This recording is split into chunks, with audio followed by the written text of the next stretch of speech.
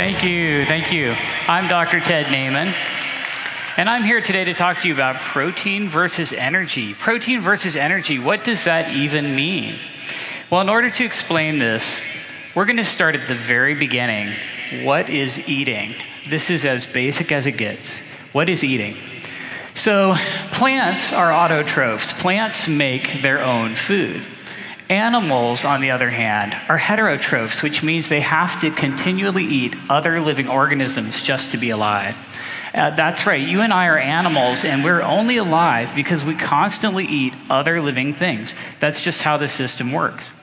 So all animals can be divided into herbivores, carnivores, or omnivores.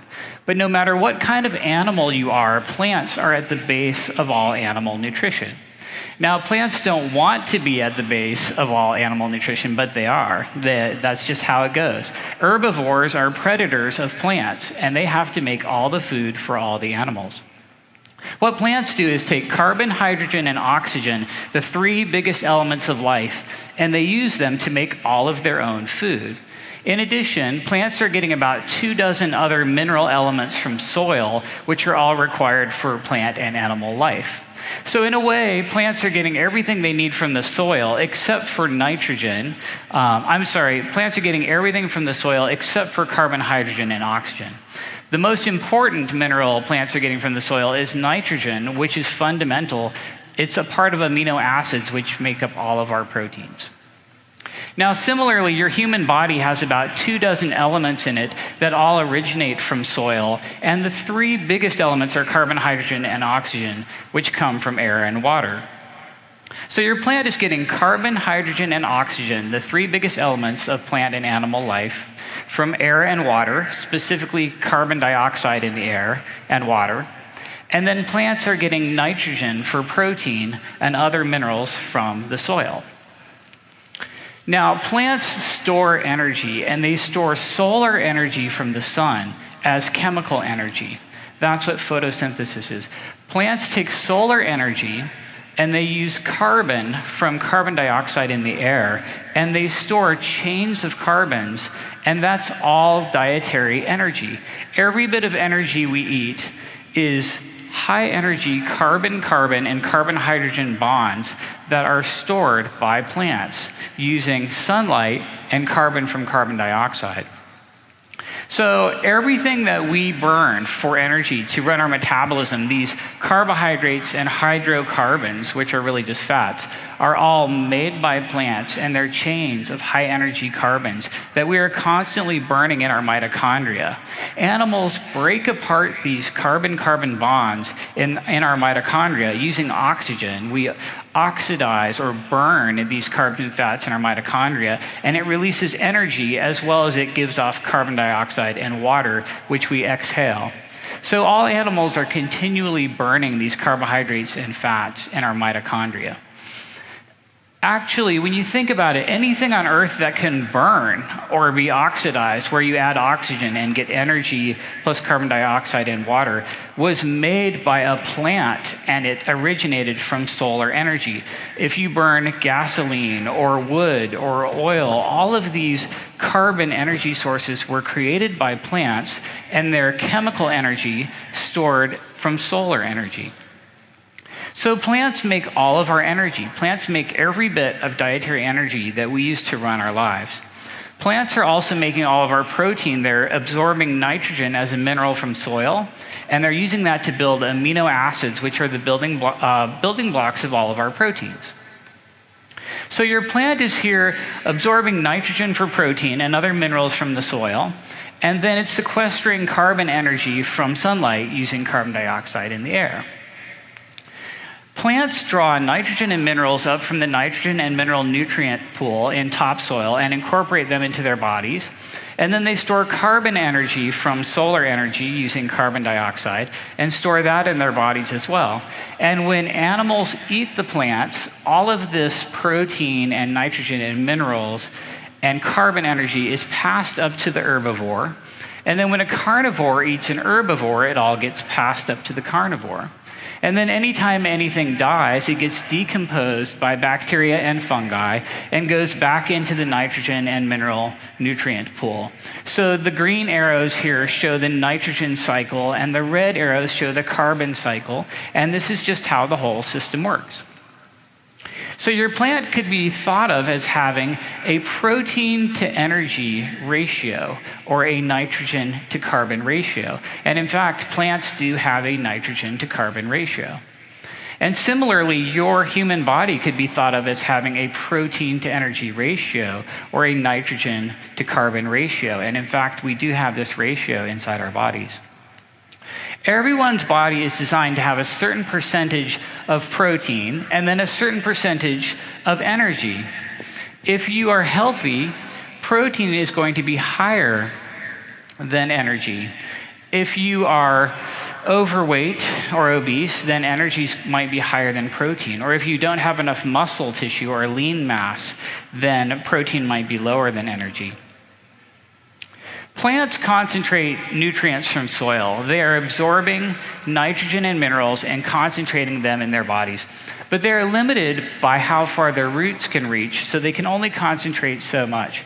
Animals don't have this limitation. They can walk around and eat all the plants they want, so we see even higher concentrations of nitrogen and minerals in animals. This is called bioaccumulation or biomagnification. Just like mercury accumulates in ocean fish as you go up the food chain, you see higher and higher contents of nitrogen and minerals and protein in animals than you do in plants. This is why animal foods are typically higher in nutrient density than plant foods. If you look at the protein to energy ratio in plants versus herbivores versus carnivores, you always see the highest protein to energy ratio in predators or carnivores. They have the highest lean mass and the lowest fat mass. And that's just how the system works. Now, humans are apex predators, or at least we were apex predators prior to the agriculture revolution about 10,000 years ago. Let's talk for a second about nutritional ecology. Nutritional ecology is the science of what an animal needs to eat versus what it gets to eat. Imagine you have an animal that has access to a food that's mostly protein and another food that's mostly energy. Well, this animal is going to have some sort of nutrient fitness target where it functions optimally and has the best chance of reproducing. And this animal is going to combine these two foods in a complementary fashion, eating a little bit of both in order to hit its fitness target. And this is what every free-living animal on Earth is doing every day, whether it knows it or not. The problem arises if you were to cage this animal and only offer it the low-protein food. Now the animal has to make a choice or a compromise. Am I going to overeat energy and risk obesity just to get enough protein? Or am I going to undereat protein so I don't become obese, but then maybe my function and my reproduction is limited? In the case of humans, we always overeat energy in order to get enough protein. That's just how we're wired. Back in the Paleolithic, which is the time period just before agriculture was invented, in the Paleolithic or the pre-agricultural time, we had very high protein diets. If we dumped you off in the wilderness with nothing but a spear, you would realize very quickly that about 98% of all plant foods on Earth are poisonous and toxic to humans, and as a result, you'd be killing animals and eating them predominantly. So prior to agriculture, we had very high protein diets, a high reliance on animal foods. In fact, we were frequently energy constrained. We did not get enough energy in our diets. We were always looking for more energy. And humans have always used technology to feed ourselves. So we invented stone tools so we could break open long bones and eat bone marrow and get more fat, or break open skulls and eat brains for higher fat content, or dig up tubers using tools to get starch. Eventually, we used our intelligence to invent agriculture, and we figured out how to domesticate plants and grow starch. And with the advent of agriculture, we diluted the protein in our diet because we figured out how to grow these starches, and the protein to energy ratio of our diet went down considerably. As a result, we had some negative health consequences. We had shorter stature, smaller brains, and poorer health of bones and teeth with the advent of agriculture.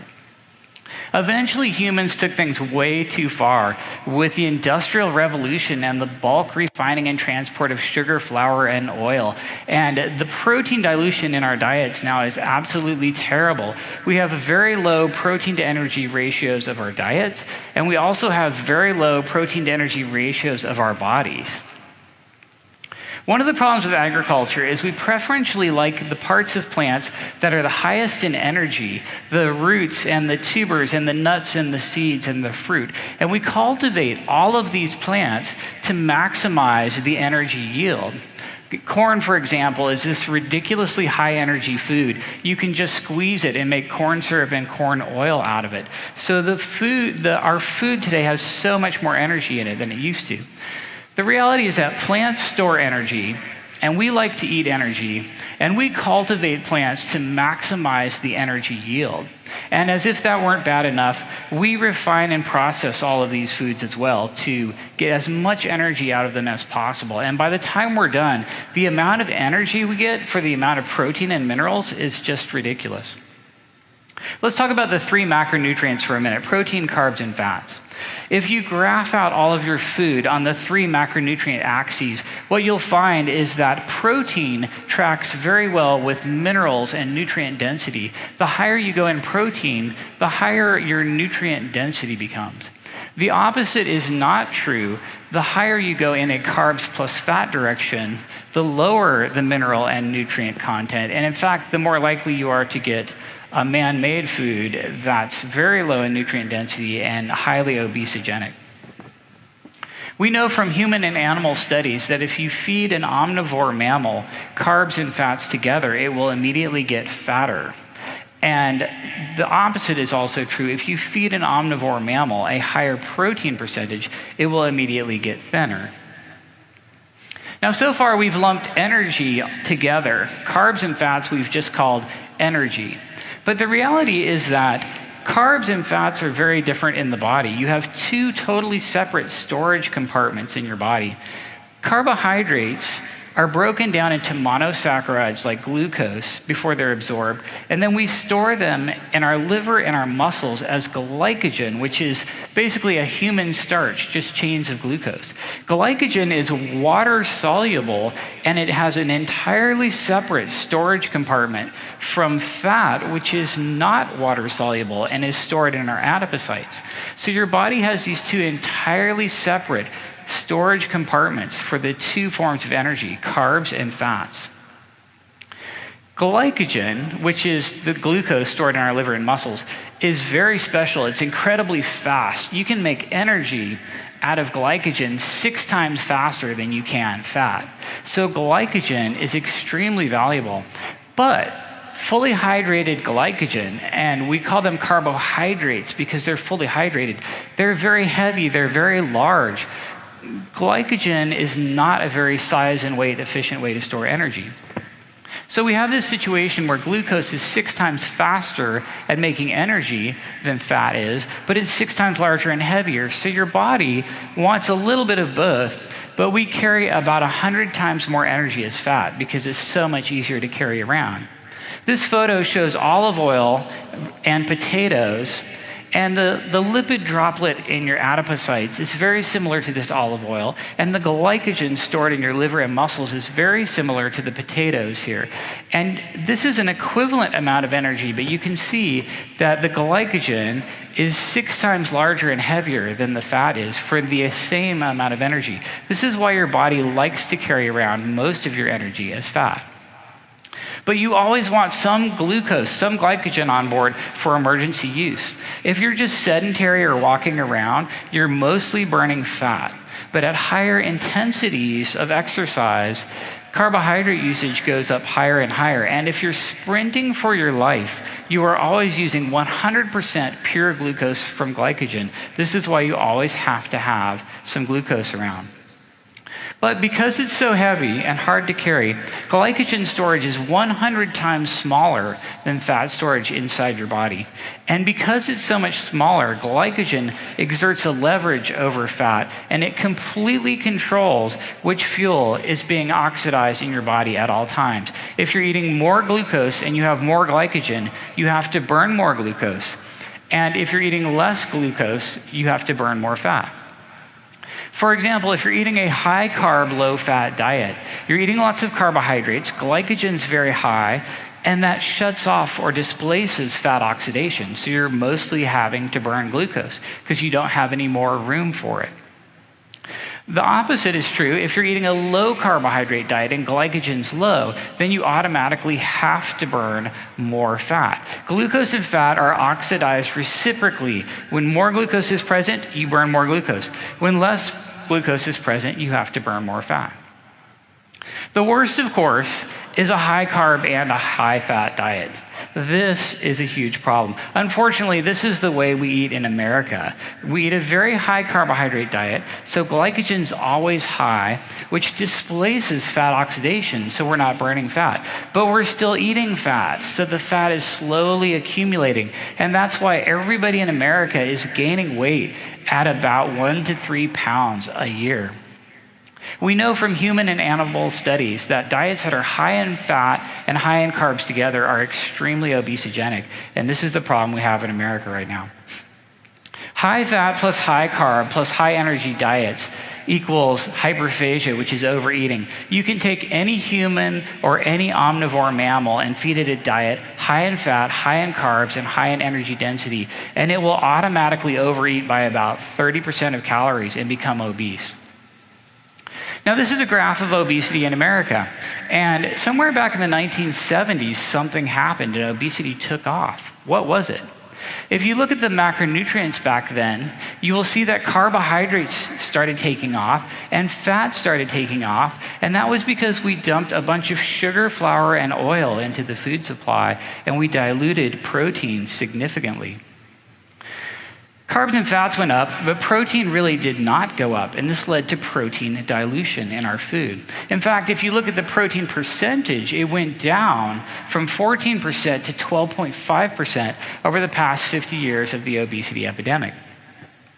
Now, two researchers in Australia, Drs. Raubenheimer and Simpson, published this article about 10 years ago on their protein leverage hypothesis. They realized if you drop protein percentage from 14 to 12.5%, you have to eat about 15% more energy to get the same amount of protein, and that leads to obesity. And this explains about a big percentage of the obesity problem in our country.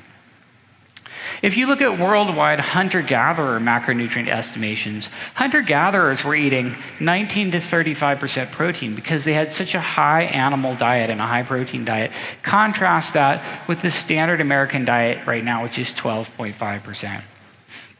This is the standard American diet right now: 100 grams of protein a day, 100 grams of fat a day, and 300 grams of carbohydrates. This is part of why we have a problem. Now, Raubenheimer and Simpson did a meta-analysis where they looked at over 100 studies where humans ate as much as they wanted and someone tracked their macronutrients. And what you see is this incredibly narrow line of protein prioritization. Basically, humans eat until they get enough protein, and only then do they stop eating. When you graph out protein percentage on an energy intake heat map, like Raubenheimer and Simpson did, you see that protein is on the x-axis here, protein percentage. The higher your protein percentage, the less energy you eat, and the lower your protein percentage, the more energy you eat. They found the very highest energy intakes at a low protein of 10% and a high carbohydrate of 50%. And they saw the very lowest energy intakes at a high protein intake of 50% and a low carbohydrate intake of 10%. So everyone's eating enough protein to be alive. We know we're eating enough protein to be alive. But the question is, how much energy did you have to eat to get that protein? Raubenheimer and Simpson made another economic discovery. They graphed out the price of everything in the grocery store based on macronutrients, and you have protein on the x-axis. And what you see here is that the more protein in a food, the more expensive it is. And this is why obesity and poverty frequently go hand in hand. I have devised a method of graphing out various foods with a protein to energy ratio, protein on the y-axis and energy on the x-axis. And when you do this, some very interesting things pop up. First of all, ground beef, for example. This is ground beef at various protein percentages and fat percentages. And these are all excellent foods. But one of the problems is that grains are not very good. This is all of your grains: oats, wheat, rice, corn. They're all fairly terrible. And 60% of our calories in America are coming from these cereal grains. It's a big problem. The green arrow here is the standard hunter-gatherer diet worldwide, and the red arrow is the standard American diet. Now let's look at a couple studies where we actually looked at protein percentage and the outcomes in humans. This is a diet study in obesity, 12% protein versus 25% protein, with ad lib calories, which means you ate as much as you wanted. Here's the weight loss in 12% versus 25%. As you can see, higher protein is always better, even when you're eating as much as you want. And look at intra-abdominal fat loss on the high protein diet. It's dramatically superior. Here's another study in obesity, 15% protein versus 30% protein, again, as many calories as you want. And the high protein group ate less, lost more weight, and had lower hunger scores at the same time, which is absolutely amazing. Here's a study in pre-diabetics, 15% protein versus 30% protein. The high protein group lost more weight, but amazingly, the high protein group had a 100% pre-diabetes reversal rate. And the study authors said, to the best of their knowledge, nobody had ever gotten a 100% pre-diabetes reversal rate ever doing anything. Here's another study in type 2 diabetics, 15% versus 30% protein. Eat as much as you want. The high protein group immediately lost more weight, lowered their blood sugar, lowered their triglycerides. Here's another study in type 2 diabetics. These authors realized, hey, protein lowers people's blood sugars. 15% versus 30% protein. The high protein group had a 40% drop in glucose area under the curve and a dramatic decrease in their hemoglobin A1C, or 3-month glucose average. Here's a study in satiety, high protein 25% versus normal protein 14%. And what they found is that protein reduces cravings. The cravings were less than 50% in the high protein group. Obsessive thoughts of food, late night desire to eat. Here's a look at actual satiety hunger scores with the 3 macronutrients. The red line here is protein in lean and obese people, and these hunger scores are the lowest in protein, fat was second, carbs were the worst, of course. What about weight loss maintenance? Here's a study in weight loss maintenance. They took a group of people who'd lost weight, and they randomized them to either continue the same diet or just add an extra 48 grams of protein to their diet, which is maybe 1 or 2 chicken breasts. What happened? Well, 4 months later, the high protein group had 50% less fat regain, higher lean mass, and lower hunger scores all at the same time. This is absolutely magical. Here's another study in weight loss maintenance. They took people who had lost weight and randomized them into 4 groups: high protein, low protein, high carb, and low carb. 6 months later, the only group that maintained their weight loss was the high protein, low carb group. Every other group gained their weight back. Of course, the worst was the low protein, high carb group. We know that low-carb diets are effective for weight loss, but what about protein percentage in a low-carb setting? This 1-year study looked at 15 versus 30% low-carb diets with identical calories and identical low level of carbohydrate. And what they found is that the high-protein group was dramatically better than the low-protein group at everything you could measure: weight, body fat percentage, insulin, triglycerides, HDL or good cholesterol, hunger scores, emotional eating. High protein is always better. When it comes to protein, too much protein is always better than too little protein. In fact, there's really no such thing as too much protein. In 20 years of medical practice, I have never once looked at a patient and said, you're eating too much protein. It's really not even a thing. Now, too little protein is definitely something I see almost every single day in my practice. And the biggest group that suffers from too little protein is older American adults. Almost half of Americans over the age of 50 do not eat adequate protein. And this is a graph of the actual macronutrient intake in American adults aged 70 to 79. And they're only getting 66 grams of protein a day, which is below the world average, and only 38 grams of highly bioavailable animal protein. Instead, they're eating 247 grams of carbohydrates.